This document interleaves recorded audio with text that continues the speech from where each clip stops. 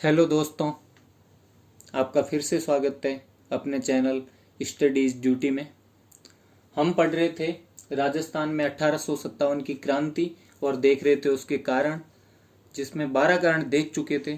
ज़्यादा कारण इसलिए बताएं कि ताकि थोड़ा सा ज़्यादा पढ़ेंगे तो अपने को उसका मतलब 80% 90% याद जरूर रहेगा एग्जाम में। और ऑब्जेक्टिव क्वेश्चन जो आते हैं वो भी इनमें से कारणों में जो छोटे छोटे पॉइंट है इनमें से बन जाते हैं ऑब्जेक्टिव भी। अब दो कारण बच गए थे, एक तो कवियों एवं साहित्यकारों का योगदान और एक तात्कालिक कारण बोलो या सैनिक कारण बोलो। अब जो मैंने कारण बताया उनको हम राजनीतिक, सामाजिक और आर्थिक ऐसे भी बांट सकते हैं पॉइंटों को देख के, जैसे वार्षिक लगान था या फिर व्यापारियों का निष्क्रमण, इनको हम मतलब आर्थिक कारणों में मान सकते हैं। इसी प्रकार राजाओं और सामंतों से संबंधित थे, उनको हम मान सकते हैं राजनीतिक कारणों में। तो अब देखते हैं अगला कारण, कवियों एवं साहित्यकारों का योगदान।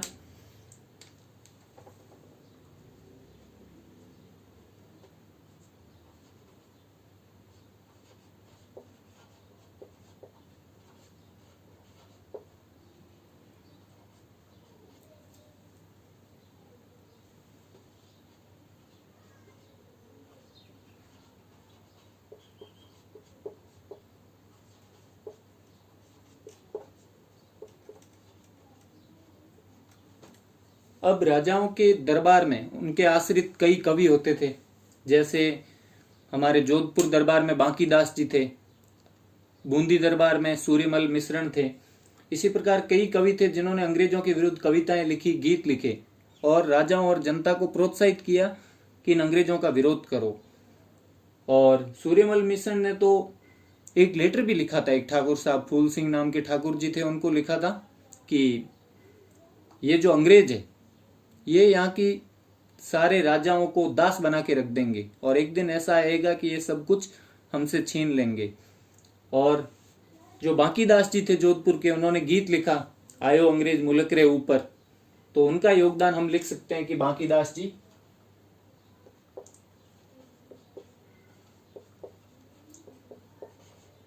जोधपुर।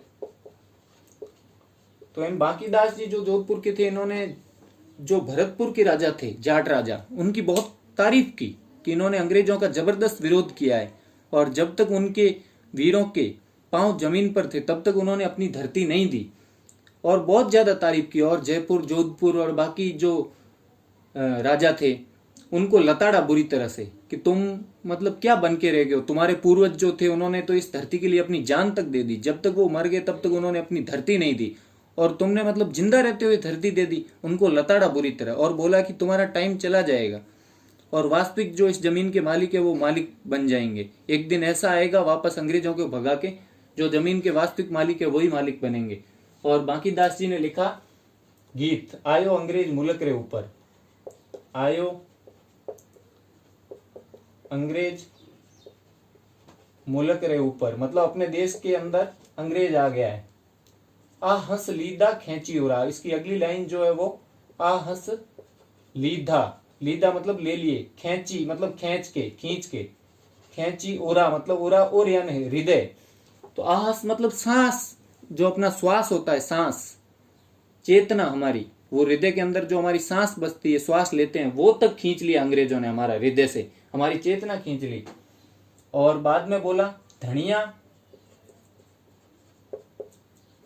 मर्या न दीदी धरती, धनिया मर्या न दीदी धरती मतलब जो तुम्हारे पूर्वज थे, धनी मतलब मालिक, उन्होंने मर के भी मालिकों ने अपनी धरती को, धनिया मर्या न दीदी धरती, यहां न आएगा, धनिया मर्या न दीदी धरती, ठीक है, यहां न आएगा बीच में, धनिया मर्या न दीदी धरती, धनिया उभा गई धरा, धनिया उभा मतलब खड़े, या धनिया मतलब मालिकों के रहते हुए, धनिया उभा मतलब उनके जो धनी थे, मालिक थे, वो उबे थे मतलब खड़े थे, उभा मारवाड़ी शब्द है।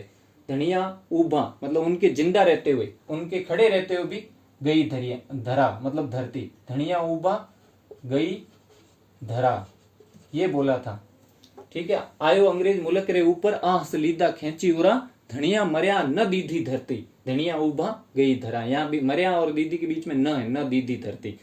और भरतपुर के जाट राजा की तारीफ करते हुए उन्होंने बोला कि बजियो भलो भरतपुर वालो, गाजे गजर धजर नब गोम, पहला सिर साहिब रो पड़ियो, भड़ उबा न दीदी भोम। ये भी लिख सकते हैं हम, अगर बड़ा क्वेश्चन आए तो। एक आधा मतलब कोई भी दोहा लिखने से ज्यादा इंप्रेशन पड़ता है। तो अगला उन्होंने भरतपुर राजा की तारीफ में लिखा, जो भरतपुर के जाट राजा थे उनकी तारीफ करते हुए लिखा। भरतपुर के जाट राजा की तारीफ में की तारीफ करते, प्रशंसा करते हुए लिखा। क्या लिखा? बजियो भलो भरतपुर आड़ो। बजियो मतलब अपना मारवाड़ी में बोलते हैं, बजियो मतलब प्रसिद्ध हुआ इस नाम से, या लड़ा बहुत अपनी धरती के लिए। बजियो भलो, भलो मतलब अच्छा, बजियो मतलब प्रसिद्ध हुआ। बजियो भलो भरतपुर आड़ो, भरतपुर वाड़ो। गाजे मतलब गर्जना होती है। गाजे गजर धजर नभ गोम, नभ यानी आकाश, मतलब उनकी जो कीर्ति है वो उनकी तोपों का जवाब उन्होंने जिस तोपों से दिया, उनकी गर्जना उनकी कीर्ति का बखान करती है, या तोपों की गर्जना उनका यश गाती है आज भी। गाजे गजर धजर नभ गोम, फिर बजियो भलो भरतपुर आड़ो, गाजे गजर धजर नभ गोम, पहला सिर साहिब रो पड़ियो। मतलब पहले किसका सिर गिरा? पहला सिर साहिब मतलब अंग्रेज साहब, साहिब रो पड़ियो, पड़ियो मतलब गिर गया। भड़, भड़ यानी योद्धा होता है, युद्ध लड़ने वाला वीर। भड़ उबा मतलब जब तक वीरों के पांव जमीन पर थे, खड़े थे जब तक वो, उबा मतलब खड़े। भड़ उबा न दीदी भोम, दीदी मतलब दी नहीं, ये अपने जो सिरोही जालोर की भाषा उसमें ऐसा बोलते हैं, भड़ उबा न दीदी भोम। भोम मतलब भूमि, मतलब जब तक वो जिंदा थे वीर तब तक उन्होंने अपनी जमीन नहीं दी। तो ये बाकी दास जी का लिख सकते हैं। बाकी सूर्यमल मिश्रण का दूसरा उदाहरण लिख सकते हैं अपन कि सूर्यमल मिश्रण या सूर्यमल मिश्रण ऐसा लिखते हैं, वैसे मिश्रण तो बाद में बना दिया। सूर्यमल मिश्रण ये बूंदी के दरबार में थे और इन्होंने इसको स्वतंत्रता संग्राम कहा था, क्रांति को एक तरह से, और राजाओं को भी सचेत किया था अपने जो थे कविता उनके द्वारा, दोहों के द्वारा। और भी बहुत सारे थे, जैसे आढ़ा जवान जी थे, नाम लिखने तो और भी अपन लिख सकते हैं। आढ़ा जवान जी, आढ़ा जाति होती है चारणों में। आढ़ा जादूराम जी, ये नहीं दिख रहा है तो मैं बोल रहा हूं कि आढ़ा जवान जी, आढ़ा जादूराम जी, और बारठ दुर्गा दत्त जी, ये भी लिख सकते हैं। ऊपर लिख देता हूं मैं, बारठ दुर्गा दत्त जी, इनके नाम अपने को लिखने हैं कि ये साहित्यकार या कवि थे। दुर्गा दत्त जी या दुर्गा दास जी, ठीक है। और गोपाल दास जी दधीवाड़िया, दधीवाड़िया भी जाति होती है चारणों में। या गोपाल दान, चारणों में दान लगाते हैं, उस टाइम दान दास लगाते थे, अब दान ही लगाते हैं, तब दास भी लगाते थे कि गोपाल दान दधीवाड़िया। इन्होंने अपनी कविताओं के द्वारा जनता को जागृत किया, राजाओं को सचेत किया।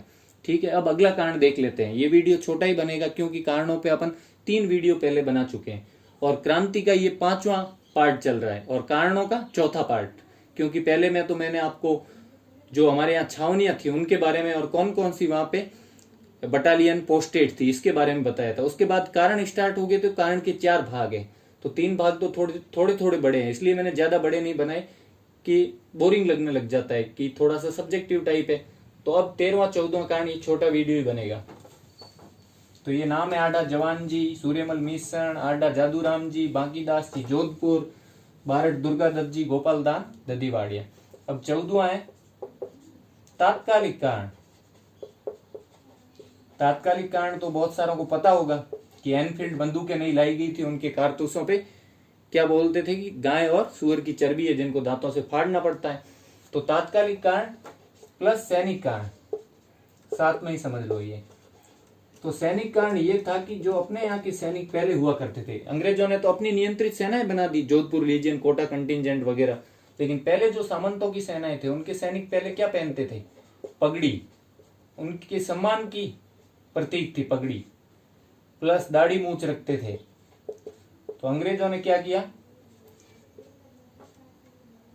दाढ़ी मूछ को कटवाने का बोला, पगड़ी हटा दी, और यहां तक कि सैनिकों को जो अपनी सैनिक की वर्दी होती थी उसके लिए खुद को पे करना पड़ता था, वर्दी के लिए उनको भुगतान करना पड़ रहा।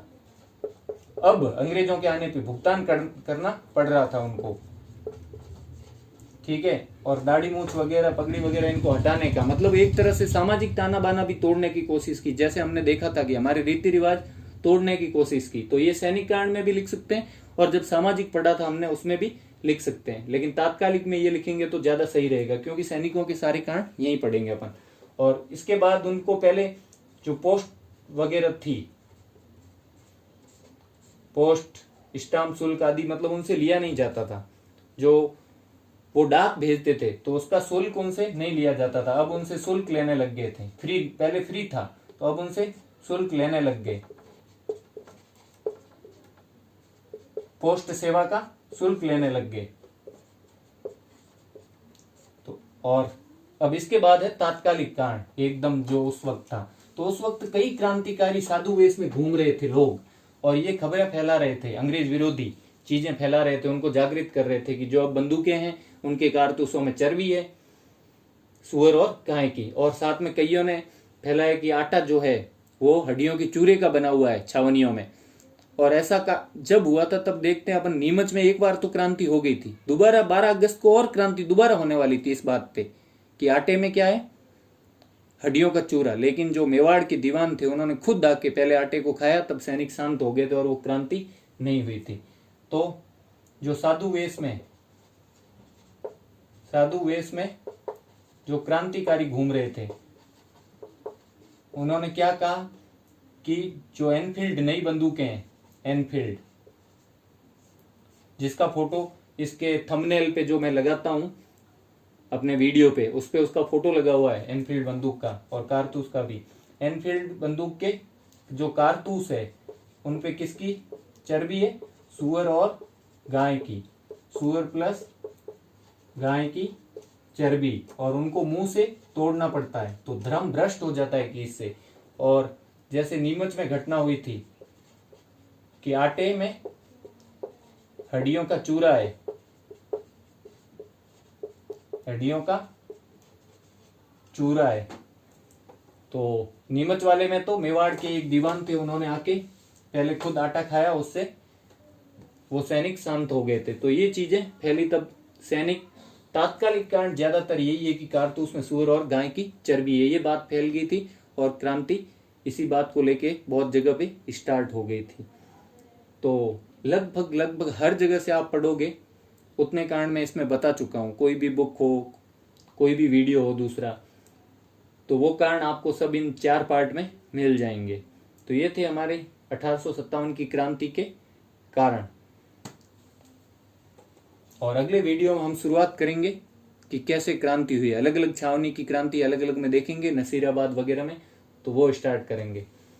तो अगर ये आपको मेरा पढ़ाना पसंद आया हो, अच्छा लगा हो, तो अपने इस चैनल स्टडीज ड्यूटी अमोडोमियो को जरूर सब्सक्राइब करें एंड अपने दोस्तों से ज़्यादा शेयर करें और मुझे भी सपोर्ट करें, और वीडियोस को लाइक करें और पढ़ते रहें and study is duty. Thank you so much.